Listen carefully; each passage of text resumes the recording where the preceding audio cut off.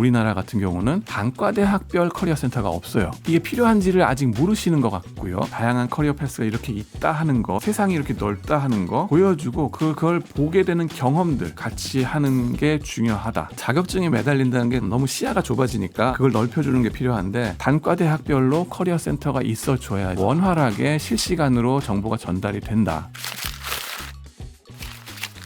예, 성균관대학교 글로벌 경영학과의 김영한 교수님 나오셨습니다. 어서 오세요. 안녕하십니까? 네. 오늘은 글로벌 경영에 대해서 배우려고 모신 게 아니라 도대체 대학은 어떻게 좀 변하면 좋으냐. 네. 청년 세대들의 다양한 고민이 있는데 결국 청년들이 고민하는 공간이 결국 대학이잖아요. 마지막에 사회 진출하기 전에. 네. 생각해보면 이 대학이라는 게 생긴 게 꽤 몇백 년은 넘게 된 것 같은데 네.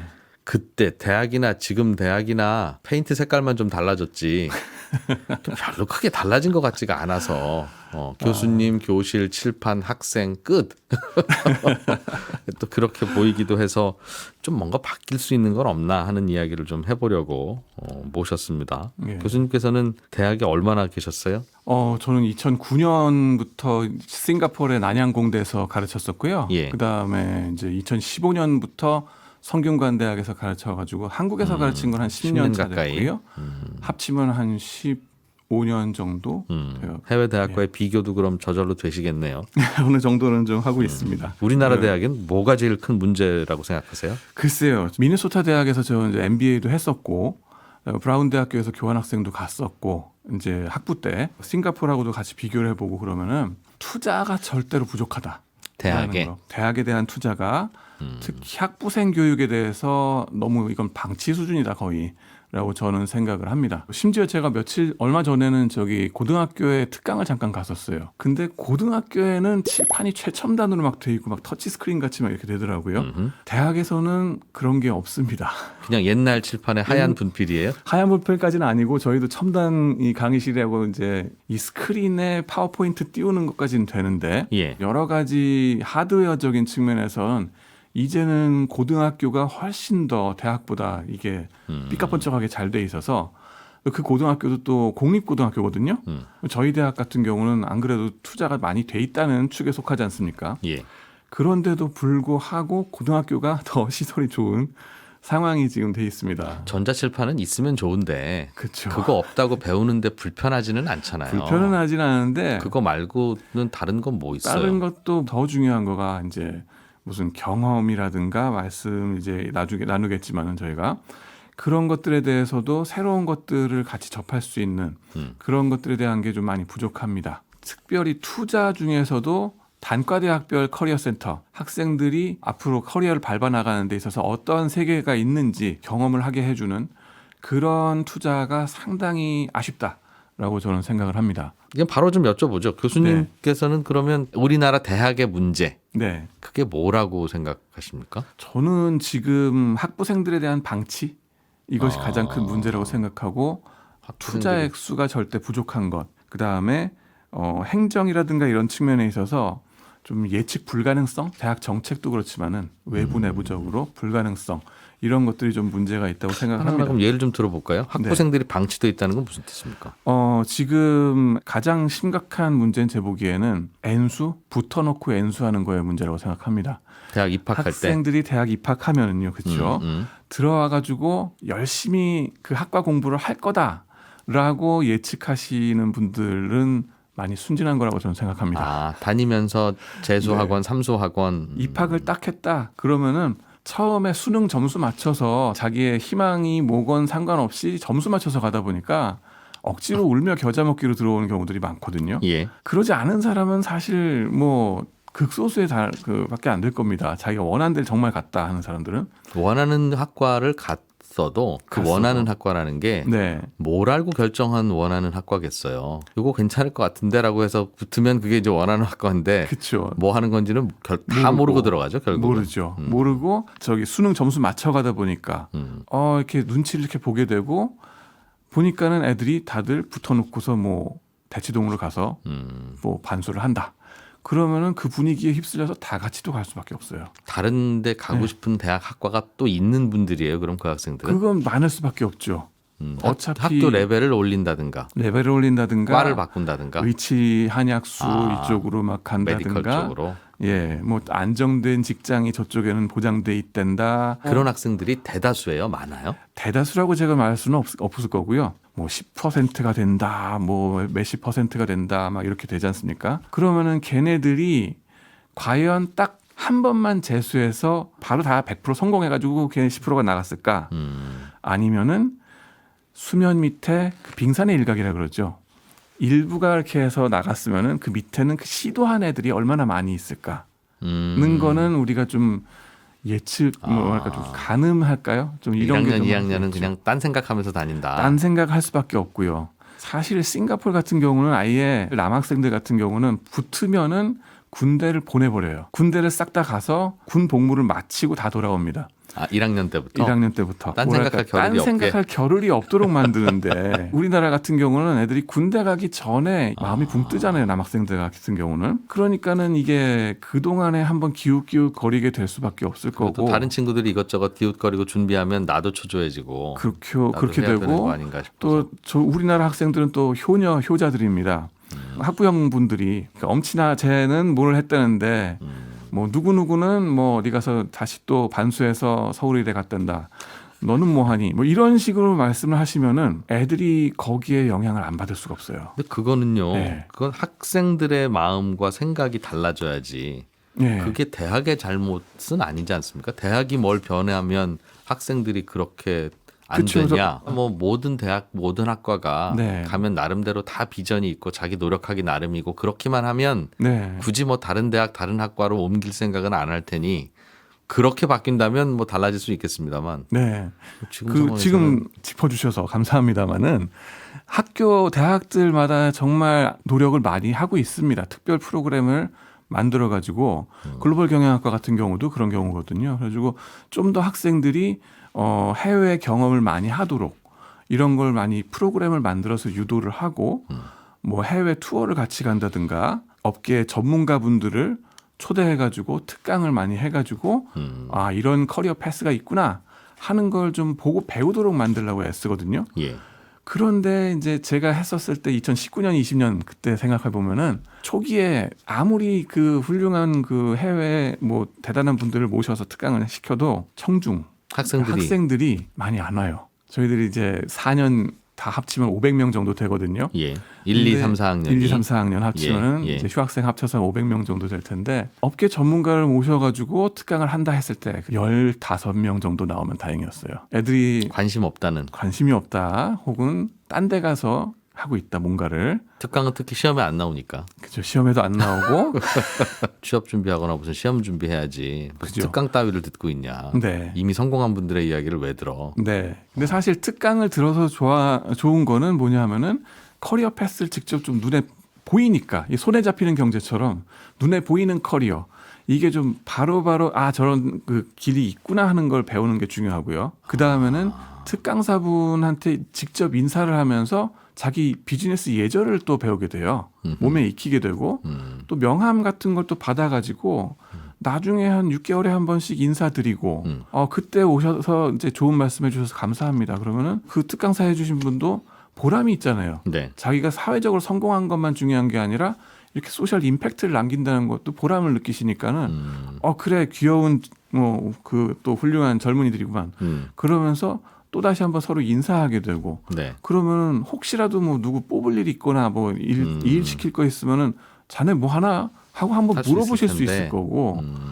근데 그거 자체를 다 단절시켜 버리고서 그냥 그런 시험 기존의 안락한 시험 체제에 계속 돌아가고 있으니까 그건 그럼 교수님이 보시기에는 네. 그 세상 살다 보면 수많은 보기들이 있고 커리어 패스들이 있고 다양한 선택지가 있는데 네. 학생들의 눈에는 선택지라고 하는 게 그냥 일부 좋은 대학 네. 아니면 메디컬 네. 아니면 자격증 시험 예. 요것만 알다 보니까 네. 사회에 나가서 어떤 역할을 하기 위해서는 요거 중에 하나 해야 되나 보다라고 잘못 생각하고 있는 게 문제다라고 보시는군요.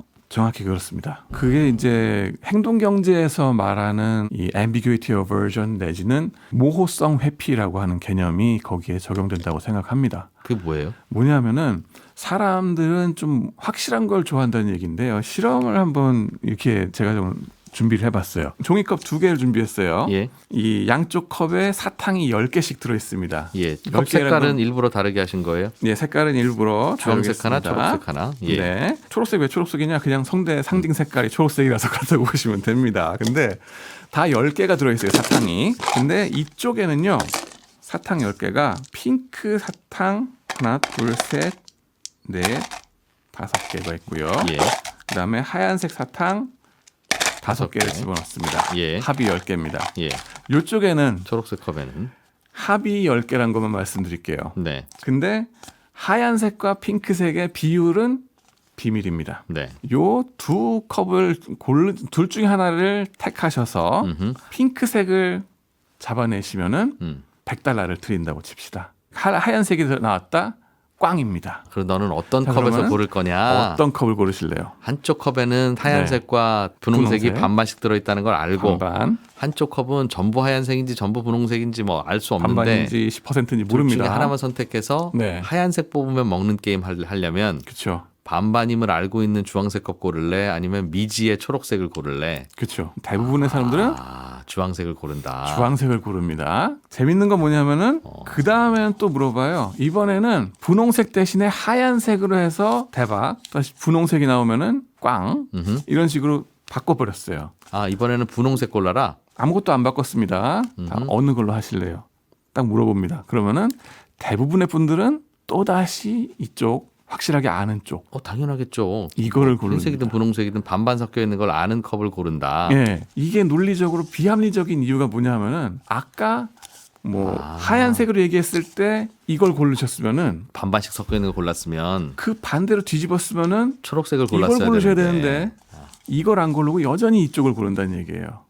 이제 우리가 말하는 모호성을 회피한다 하는 겁니다. 하여튼 잘 모르겠으면 저건 싫어. 그렇죠. 아, 그렇죠. 그 경제학적으로 실험을 해보면은 사람들 중에 한 5, 60% 정도는 이런 모호성 회피, 뭔가 눈에 보이는 거, 손에 잡히는 경제, 눈에 보이는 커리어 이쪽을 향해서 손이 뻗어나간다 하는 게 사람의 본능이라고 그럽니다. 그게 네. 특별한 근거가 있어서는 아니고 눈에 보인다는 이유만으로 더. 눈에 보이는 거. 예, 학생들 증언도 그렇습니다. 교수님 이게 보시면요, 우리가 그 CPA 시험 뭐 이런 거에 자격증 시험에 목숨 걸고 막 몇 년을 쓰는 이유가 저쪽은 커리어가 눈에 보이니까. 해서 시험 봐서 1차 시험 보고 2차 시험 보고 통과하면은 뭐 회계사의 길이 어떻게 되고 몇 년 차에 어떻게 되고 커리어 패스가 확실하게 눈에 보이거든요. 불확실성은 적다. 자기가 안 될지 될지의 확률을 떠나서 일단 눈에 보인단 말이에요. 반면에 뭐 투자은행가가 된다거나 컨설턴트가 돼가지고 어떻게 한다든가 혹은 외국에 나가서 뭐 자기가 커리어를 밟고 이직을 해서 돌아다닌다든가 이런 거는 불투명하다는 거구나. 불투명하고 선배들이 와서 얘기해 준 게 별로 없으니까 접한 정보가 없으니까는 알지를 못해요. 이게 의대도 마찬가지인 거고. 그게 이 힘들든 안 자격증 힘들든의 시험도. 문제가 아니라 눈에 보이니까. 그렇죠. 거기에 또 한 가지 더 들어가는 건 뭐냐 하면은 근거 없는 자신감입니다. 근자감. 진짜 합격 확률, 뭐 의대에 가서 예. 혹은 의사가 돼서 성공적인 의사가 될 확률, 개업해가지고 잘 되는 보장 있습니까? 사실 별로 없거든요. 그다음에 뭐 회계사해가지고 꼭 파트너 되라는 보장이 있습니까? 근데 진짜 성공될 확률이 뭐 1%라 쳤을 때 나는 10%야. 뭐 남은 뭐 그거보다 낮아 이렇게 생각하고 스스로한테 대해서는 확률을 높게 가져가거든요. 그러면 네. 이해가, 네. 이해가 돼요. 그러니까 불확실성이 강하기 때문에 우리가 이른바 네. 알려진 네. 직장, 알려진 커리어 패스 말고는 나머지는 네. 다 불확실하니까 네. 불확실성이 덜한 일부에 몰린다. 그게 특별히 더 좋아서라는 게 네. 아니라라는 네. 결론이라면 네. 그러면 다양한 커리어 패스들을 알려줘야 되겠네요. 바로 그겁니다. 다양한 커리어 패스가 이렇게 있다 하는 거, 세상이 이렇게 넓다 하는 거를 보여주고 그걸 보게 되는 경험들 이런 걸 같이 하는 게 중요하다라고 생각을 합니다. 그거는 어떻게 해야 될까요? 정말 저도 대학 졸업하고 나니까 네. 먹고 사는 방법에는 참 다양한 것들이 있고 우리가 아는 이른바 좋은 직업이라고 하는 게 네. 그리 좋지만은 않으며 생각보다 그쵸. 내가 생각하던 것보다 알고 보면 다 힘들어요. 아니며 뭔가가. 의외로 세상에는 정말 네. 좋은 숨어 있는 좋은 직장들이 많고 그렇죠.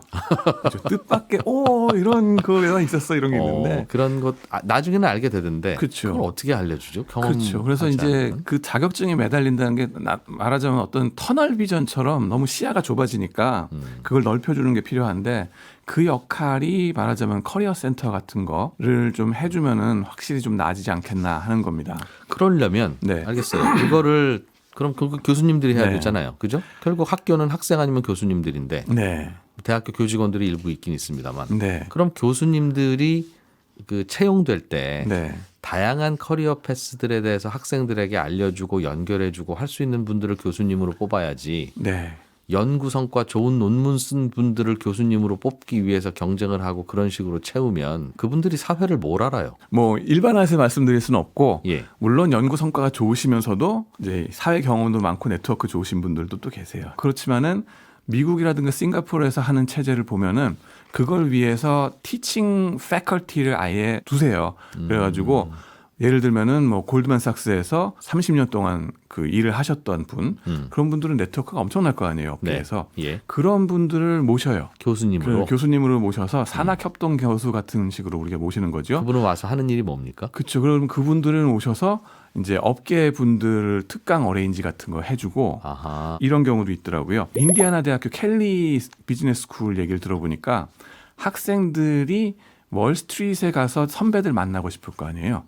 그럴 때면은 그런 교수님들, 업계에서 오신 교수님들이 다음 방학 때에 내가 니네들 끌고서 월스트리트 가가지고 우리 동문들 만나고 내 친구들 만날 테니까 뭐 원하는 사람 내 수업에 등록해라. 이런 식으로 해가지고 쫙 끌고서 간다는 겁니다. 네. 이제 그거를 이제 교수가 해주는 경우들이 인디아나 켈리가 있고요. 아하. 미네소타 대학 제가 나온 데 같은 경우는 그런 교수님뿐만 아니라 커리어 센터에서 모든 그걸 다 통틀어서 연결을 해줘요. 그래가지고 네. 월스트리트로 이번에 투어를 갈 텐데 교수에 상관없이 학생들 지원해라.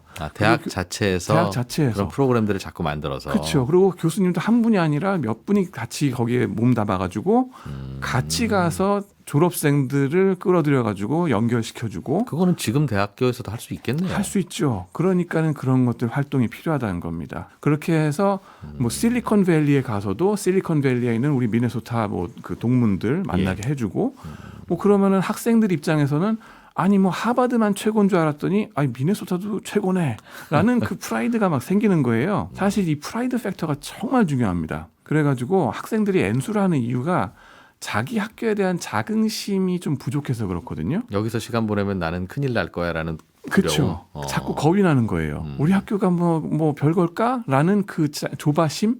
근데 그거를 깨주는 거죠. 커리어 센터에서.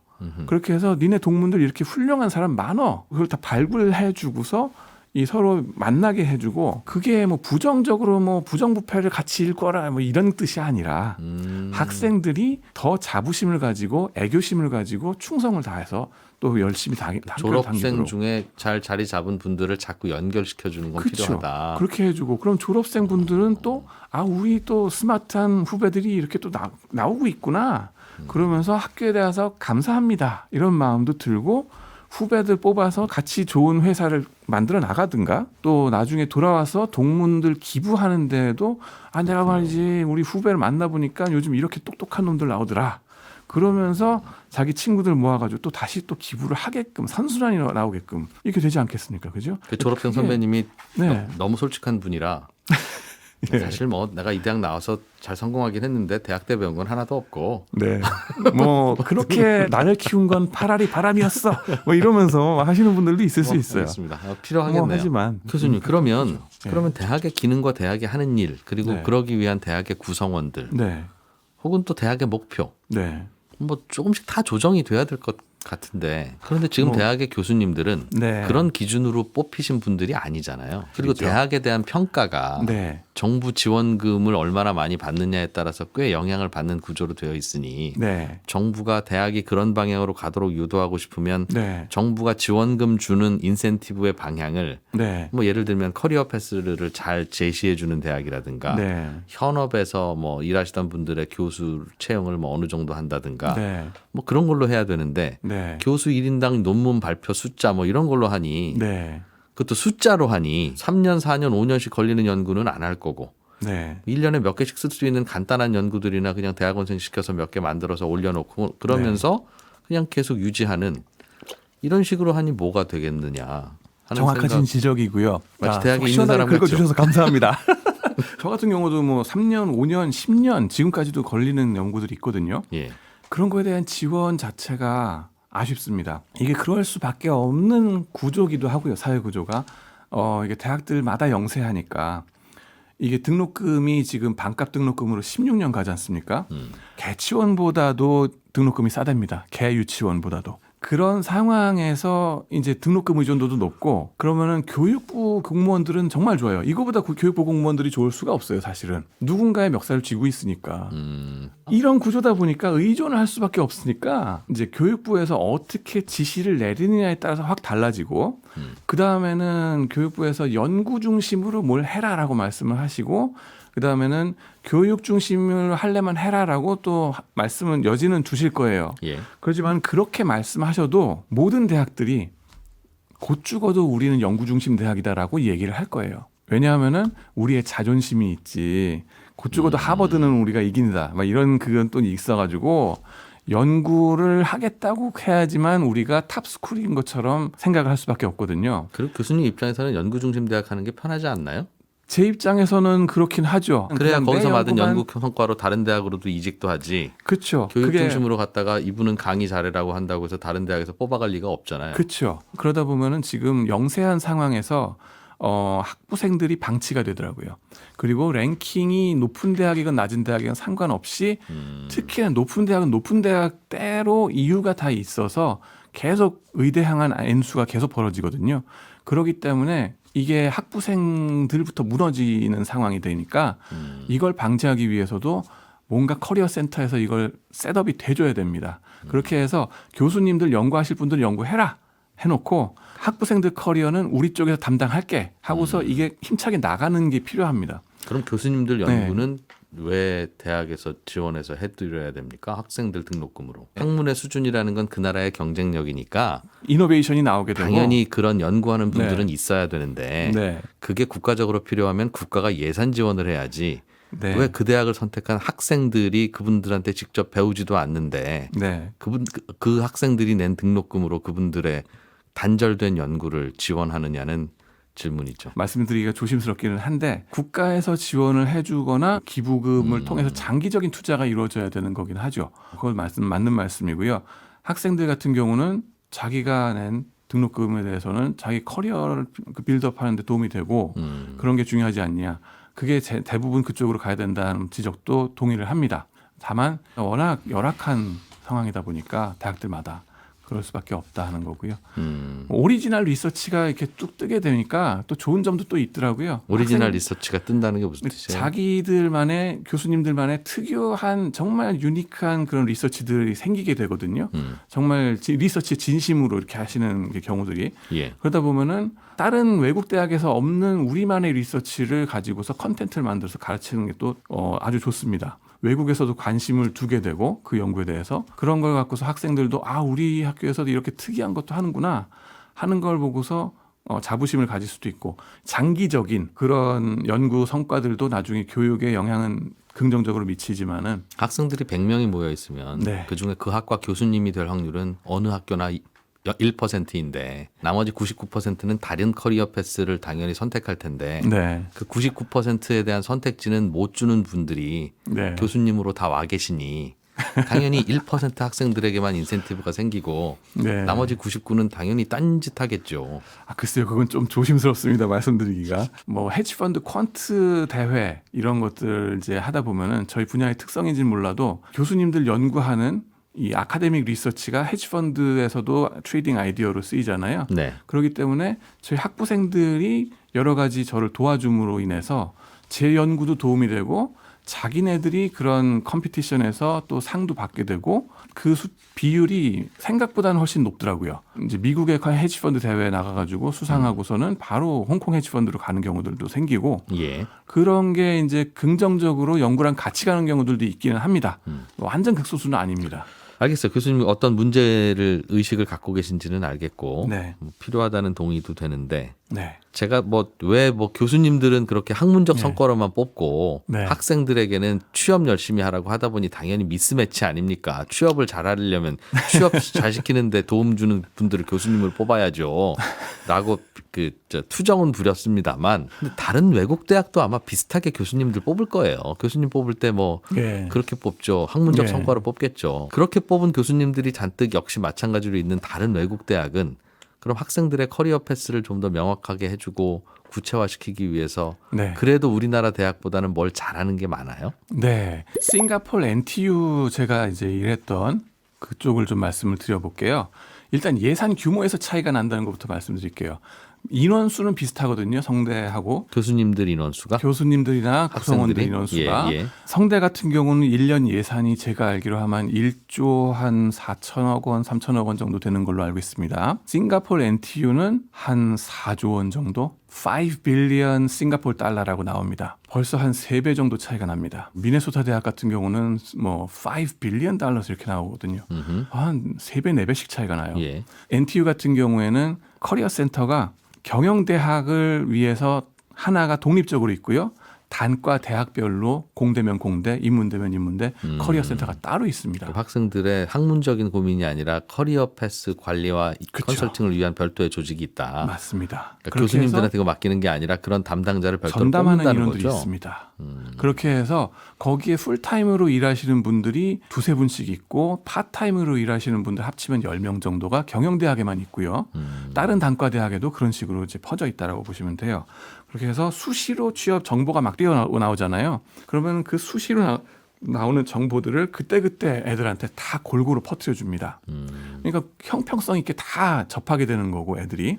그렇게 해서 바로바로 인턴십 인터뷰 같은 거를 튀어나가 가지고 하게 되고 그걸 컨설팅이 잘 벌어지죠. 연결해 줄 수 있는 전문성 가진 그쵸. 직원들이 업계- 대학에 꽤 있다. 그 그렇죠. 차이다. 업계에서 벌써 외국계 컨설팅이나 인베스트먼트 뱅크에서 수십 년 일하신 분들이 그렇게 활동을 해주십니다. 우리 같은 경우는 이제 한 교수님한테 의존하거나 우리나라 같은 경우는 단과대학별 커리어 센터가 없어요. 왜냐하면은 그거에 대한 그 필요성을 이게 필요한지를 아직 모르시는 것 같고요. 그 다음에는 많이 뽑아야 되니까. 필요한다고 해도 예산이 부족할 거고. 그다음에는 그러면 특정 단과대부터 한번 실험적으로 해볼래? 그러면은 그 다음부터는 단과대학별로 아마 알력이라든가 막 싸움이 벌어질 수 있겠죠. 왜 너네만 하냐? 형평성 때문에 다 같이 하자. 뭐 이러시거나 아니면은 전체에서 다 총괄하지 뭘 이렇게 하냐라고 말씀하실 수도 있고 조심스럽습니다. 전체에서 총괄하다 보면 전문성이나 그쵸. 떨어질 텐데 구체성이. 그게 지금 문제입니다. 뭐냐면은 저희 같은 경우에 아주 한 군데에서 이 전체를 총괄하시는 분들이 열심히 일을 해주고 계세요. 5분이서 해주시는데 이 2만여 명 되는 학생들, 15,000에서 2만 되는 이 공동체. 전공이 다 다른 예. 학생들의 커리어 패스를 공대부터 시작해서 경영대, 인문대 다 총괄해서 이 5분이 하신다는 게 중과부적입니다. 너무너무 바쁘시고 일도 많으시고 그러세요. 그러다 보니까는 이런 얘기 괜찮은지 모르겠는데 이런 케이스도 있었어요. 홍콩의 블룸버그에서 이쪽에다가 컨택을 자꾸 하는데 안 되는 거예요. 그러다 보니까는 이쪽이라면 그러니까는 커리어 센터에다가 뭐 인포메이션 세션을 좀 열어보겠다. 예. 우리 대학에 관심이 있으니까.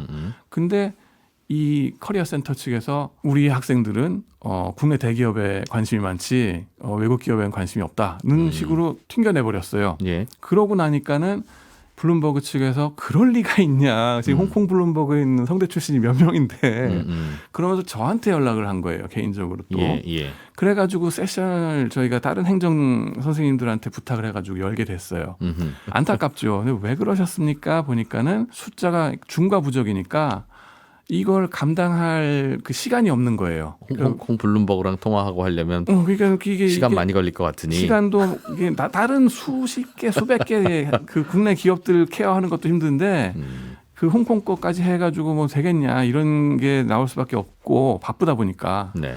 전공별로 다 이제 그건 그게 아쉽죠. 전문성 등등 전공 관련 따져가지고 봤을 때 그러기 때문에 단과대학별로 커리어 센터가 있어줘야지 이런 것들이 원활하게 실시간으로 정보가 전달이 된다라고 저는 이제 말씀을 드리겠습니다. 그게 안 되니까 네트워크 네. 있는 부모님을 가진 학생들은 이런저런 인턴 경험도 학교 다닐 때부터 받고 그렇죠. 그래서 그걸 이제 각자 알아서 도생하고 각자 있군요. 도생의 아빠 찬스, 엄마 찬스를 보게 되는 건데 사실상 그 정책 결정하시는 고위 공직자분들이라든가 기업체 인사 담당하시는 혹은 고위직에 계신 분들은 자기 자녀분들 아마 해외로 보내신 분들 많을걸요. 그 해외에서 학부를 댕기면서 뭐 하는지 다 아시잖아요. 1학년 때부터 인턴십을 해야 됩니다. 1학년도 다 인턴십 하느라고 정신이 없어요. 아시면서 왜 우리 대학의 애들한테 대해서는 방치를 하시냐고요. 그게 제 핵심 주장입니다. 그래서 하긴 해야 되는데 그걸 네. 대학을 고칠 생각을 않고 그렇죠. 본인 하실 거 자녀를 다 유학시키는 하시면서 걸로. 왜 안 하시냐라는 겁니다. 그렇기 때문에 일단은 대학 그 평가하는 지표가 안타까운 게 그겁니다. QS 그거를 좀 랭킹. 바꿔야 되겠네요. 그러면 그거를 학생들의 커리어 패스를 위해서 안타까운 게 QS 랭킹 영국 쪽이잖아요. QS 랭킹이 뭐예요?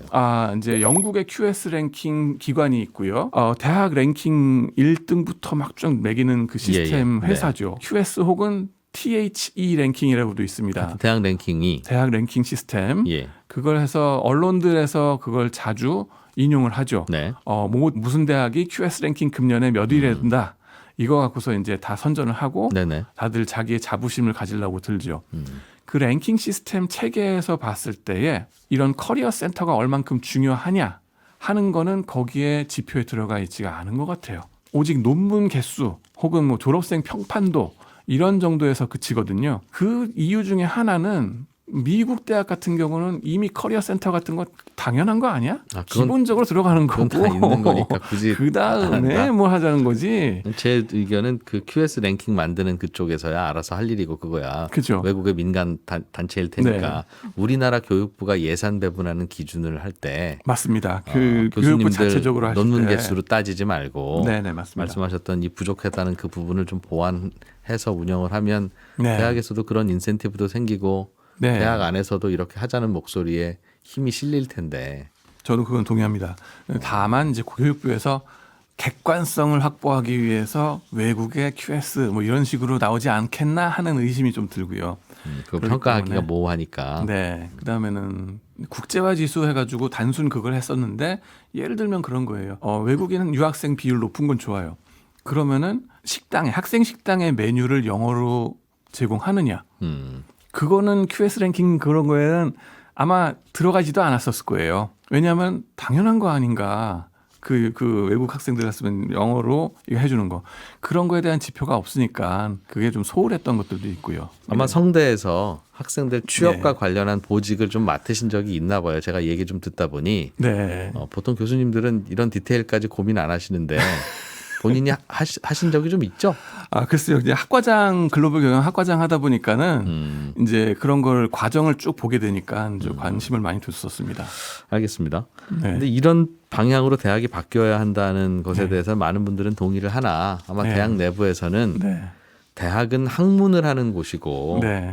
뭐 커리어 패스니 취업 준비니 하는 건 네. 사실은 각자 하든가 사회에서 도와줘야지 예. 공부하는 대학에서 그것까지 어떻게 도와줍니까? 예. 라는 의견 갖는 분도 있긴 있을 거예요. 대학의 역할에 대해서 네. 정의를 다양한 어떻게 의견들은 내리느냐에 따라 다. 다르지만 네. 어쨌든 그렇죠. 대학이 이런 걸 좀 해야 된다는 전제하에 대화를 좀 풀어보면 네. 그럼 뭘 좀 갖춰야 될까요? 일단 오늘 여러 가지 그 커리어 패스를 보여주는 것과는 좀 이야기를 했습니다만 또 네. 어떤 게 필요할까요? 최근 보시면은 인구 축소 문제와 관련해 가지고 의대 쪽으로 쫙 쏠리는 현상이 벌어지면서 반도체라든가 국가 전략 핵심 산업 이쪽으로는 인재들이 더 이상 가지 않는 그런 안타까운 현상들이 벌어지고 있지 않습니까? 이런 데 있어서 사실 중요한 게 해외 인재들을 수입해 들어와 가지고 얘네들이 우리나라에서 우리나라 시민으로 기여한다든가 혹은 다시 해외로 나간다 하더라도 친한파가 돼 가지고 우리의 힘이 같이 된다든가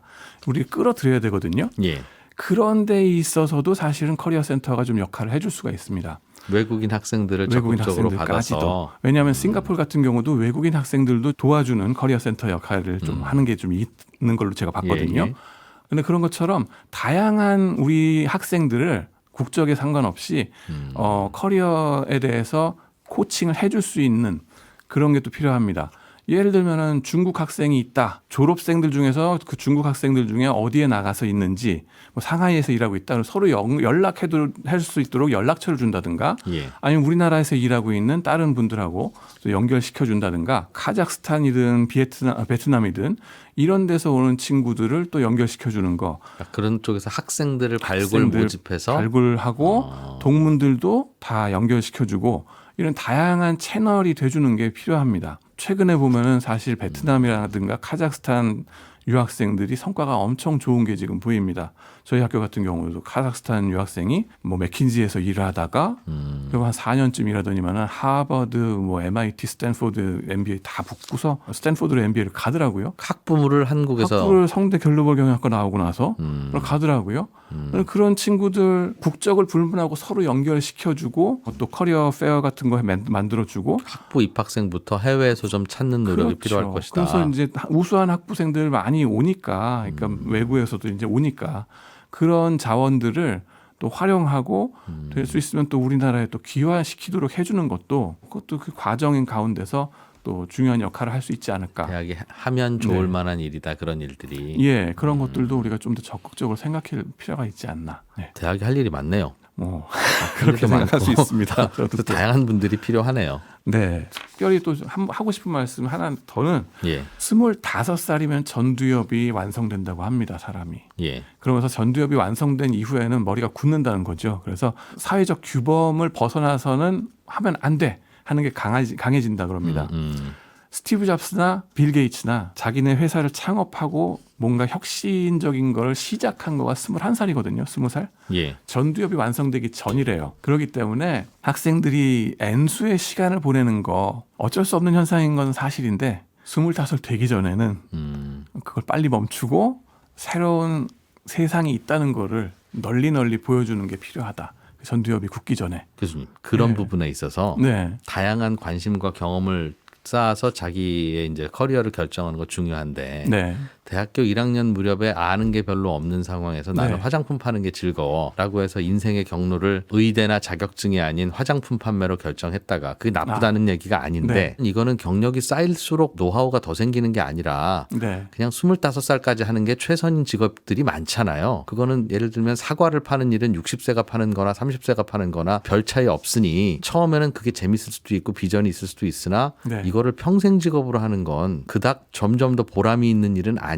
네. 내지는 그 노하우가 안 쌓여라는 직업들이 무수히 많지 않습니까? 네. 그래서 그런 직업은 가능하면 안 선택하려고 하다 보니 네. 의사를 선택하든 자격증을 선택하든 경력이 쌓이면 쌓일수록 부가가치가 더 생기는 일을 고르려는 건데 젊은이들은 대개는 그런 고민 안 하고 재밌는 것만 고르다 보면 그거 선택했다가 평생 직업 아닌 것 같다는 생각이 30살쯤 들면 그거 어떡합니까? 그것도 사실은 저는 괜찮다고 생각해요. 왜냐하면은 네. 최소한도 필드에서 자생력은 있잖아요. 30살 돼가지고 이런저런 그 세일즈를 해보다가 네. 해보니까 결국 그래도 할 건 회계사밖에 없어. 뭐 해보니까 결국 의사 할 게밖에 없어. 그때 다시 생각해서 시작한다고요? 하면은요 어. 절박해서 열심히 합니다. 절박하기 때문에 죽기 살기로 열심히 해요. 그러면은 자기가 패스를 하는 확률도 높아지겠죠. 시험 같은데. 오히려. 그리고 만약에 안 된다 했을 때에도 살아남을 확률이 높아요. 왜냐하면은 전에 내가 이걸 해봤으니까 다시 돌아와서 하더라도 어디서 뽑아줄 때에도 이쪽에 이 경력이 있구만, 해본 적이 있구만, 이 친구는 이제 바닥에서 잔뼈가 굵었구만, 그러고서 뽑아도 안심이 돼요. 뽑는 사람 입장에서 해보세요. 30살, 40살 되도록 현업 경험이 없는 사람을 갖다가 여기 뽑고 싶겠냐고요. 그건 아니거든요. 선택을 그러니까. 잘못해서 고생을 5년간 했습니다가 차라리 낫다는 거죠. 네, 그렇죠. 그래서 이 선택을 하는 게 최선으로 잘 갈 거다라는 얘기가 절대 아닙니다. 좋으신 질문이고요. 정말 하고 싶었던 얘기예요. 지금 노동시장에서 뽑는 사람 입장에서 봤을 때 저 친구가 북스마트로 그냥 공부밖에 못 해봤는가. 현업에 이것이 어려운지를 전혀 모르고서 그냥 40살까지 왔는가. 그냥 듣는 말만 듣고서 이 바닥이 뭐 저쪽 그 현실이 안 좋단다 그래서 계속 자격증만 추구한 사람인가. 이거는 기피하게 될 거거든요. 그걸 막기 위해서는 지금부터 일을 해놓고 해본 다음에 아니다 그러면은 공부하는 게 훨씬 낫죠. 오히려 그게 더 안전하지 않겠나. 물론 뭐 말랑말랑한 그때에 빨리 흡수됐을 때 시험 빨리 통과하고 뭐 수석하고 막 이러면 좋겠죠. 그렇기는 한데 아니었을 때 어떡할 건가 하는 거거든요. 네, 지금까지 성균관대학교 글로벌 경영학과 김영한 교수와 함께했습니다. 좀 더 쌓이시는 또 경험과 생각이 있으시면 네. 한 번 더 나와주세요. 아유 불러주시면 저는 언제든지 불원천리 달려오겠습니다.